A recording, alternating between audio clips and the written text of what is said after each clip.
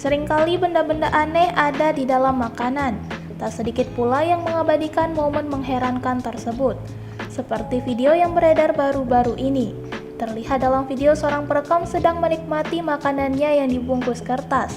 Namun ia melihat sebuah benda yang terlihat sekilas seperti kulit ayam. Tak ingin percaya begitu saja, sang perekam video mulai melihat detail benda yang mirip kulit ayam tersebut. Ia menemukan benda yang sama berwarna putih yang memiliki beberapa lubang kecil. Setelah diamati, ternyata benda tersebut merupakan sebuah plester luka yang tercampur dengan nasi goreng yang sudah habis ia makan. Beruntungnya perekam video tersebut tak sampai memakan plester luka tersebut. Makan nasi goreng ngira ini kerupuk sama kulit ayam, taunya dengan emoji ingin muntah, tulis keterangan dalam video. Sontak video tersebut viral hingga mengundang beragam komentar dari warganet.